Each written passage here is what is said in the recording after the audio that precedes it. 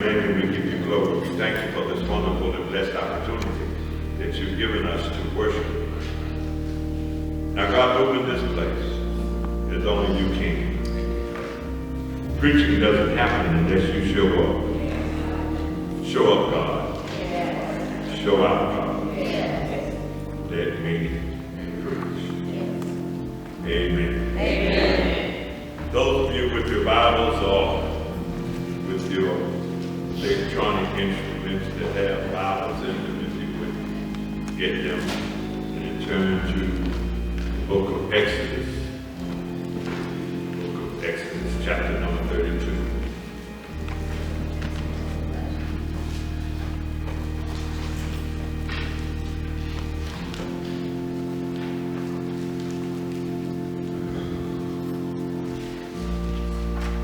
And I begin to read to your hearing. Verse number 1. The people saw that Moses was taking a long time to come down from the mountain. They gathered around Aaron and said to him, "Come on, make us gods who can lead us. As for this man Moses who brought us out of the land of Egypt, we don't have a clue what has happened to him." Aaron said unto them, "All right. Take out the gold earrings from your ears of your wives, your sons, and your daughters, and bring them to me." So all the people took out the gold rings from their ears and brought them to Aaron. He collected them and tied them up in a cloth. Then he made a metal image of a bull calf. And the people declared, "These are your gods, Israel, who brought you out of the land of Egypt."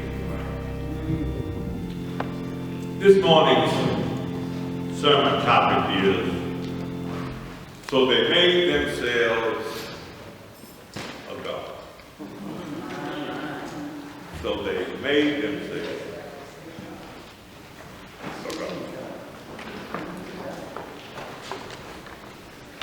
Throughout the history of Christianity, some theologians, historians, and intellects have tried to devalue the Old Testament. They believe that what you read in the New Testament has replaced and repealed what one sees in the laws of the Old Testament. They would have you to believe that you ought to begin your journey with God in Matthew, Mark, Luke, and John. But I want to caution you to take another look at the Old Testament, because the Old Testament has a familiar ring to it. The Old Testament is the story of a relationship of a faithful God to some unfaithful people. It's the story of a God who continues to find ways to be good to folk, who continually find ways to be bad. It's the story of a God who loves some folk who truly are not worthy of being loved.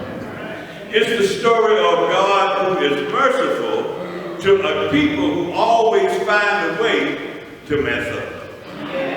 It's the story of a people who run to a God when they need something, but run from God when God expects something from them. Of people who want God to do everything while they do nothing.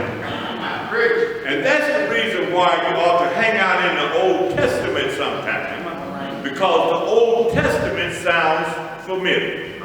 The Old Testament is not a story of antiquity, but it's a story of the right now. Because even today, we continually find ways to stray from God. We find ways to hurt and harm one another and continually let God down. No matter how big your Bible is or how marvelously Methodist you look this morning, no matter how many tongues you talk in, if the truth be told, all of us are like sheep and have gone astray. Somebody say, "Preacher talking about you." Now, don't look at me funny, because all of us lie Dottie, and everybody have found ways to be unfaithful to our God, who has done nothing but be faithful to us. Another reason why you ought to hang out in the Old Testament is when God would be justified to act with his hand of wrath, we see his hand of wrath being stayed by his heart of mercy. And his mercy ought to make you shout. Because he is merciful. You woke up on Sunday morning despite your Saturday night sin. Because he is merciful, he blessed you to have some stuff that you don't even deserve. Now I know some of you in here have never ever sinned. You can spell sin with the I, not even in the middle. And if that's you, I'm not talking to you. I want to talk to some folks who know that they let God down. I want to talk to some folks who know that they messed up. I'm looking for some Psalms 136 saints this morning. Some saints who can say, oh, give thanks unto the Lord, for he is good and his mercy endures forever. Somebody who woke up with mercy. Somebody who knows that they're alive because of God's mercy. It doesn't take a lot for mercy people to get happy in church. They get happy when they think about where they are compared to where they have been. They get happy when they think about how low they have gone and where they are now.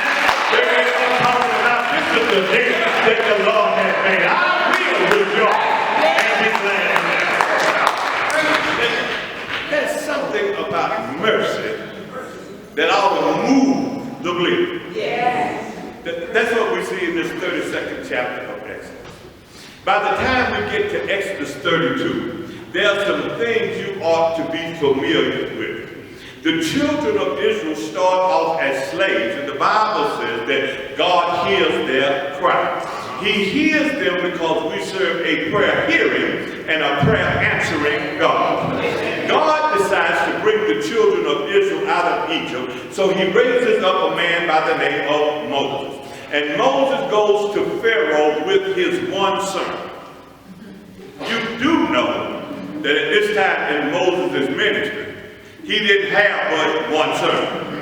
And that sermon was, God told me to tell you to let my people go. You know the story. But Pharaoh doesn't want to hear it. So God manifests himself in 10 visible signs called plagues.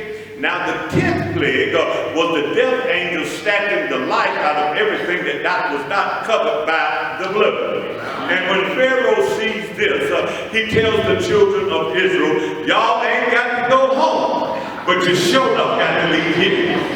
So they leave. God opens the Red Sea, then he closes the Red Sea. They get to the other side and they begin to shout, rejoice, and praise the Lord. Then God speaks through Moses and gives them some commands. God said, listen now.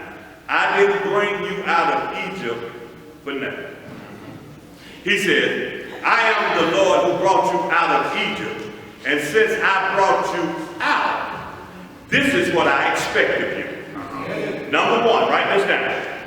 You shall have no other gods other than me. Number two, you shall not make any golden image of any other god. Are we clear? Then in chapter 24, Israel responds like this. No other gods, no golden images, God we got it. And at the end of chapter 24, Moses goes up the mountain because God wants to give him the entirety of the law. God says to Moses, now that Israel agreed to the contract, and they know that I am God, and there shall be no other God but me, here is the law. I'm going to write it on stone tablets, and Moses, you go back and tell the people this is what God wants. So from chapter 24 to chapter 31, Moses is on the mountain receiving the law. But in chapter 32, all hell breaks loose. Moses has been gone a long time. So the people decide that they need to do something. So they have a meeting and they go to Aaron and they say, listen, Aaron, make us a God. So they made themselves a God. Moses is gone. And they wondered if God was still with them. So they made themselves a God.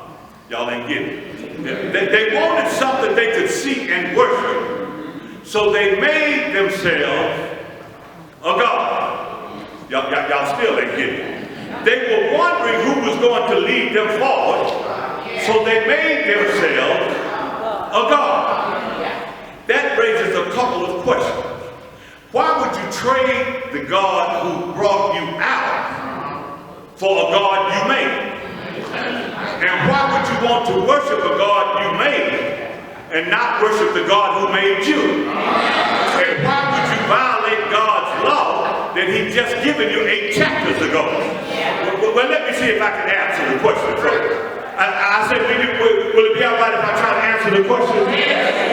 Number one, Moses is up on the mountain getting the law.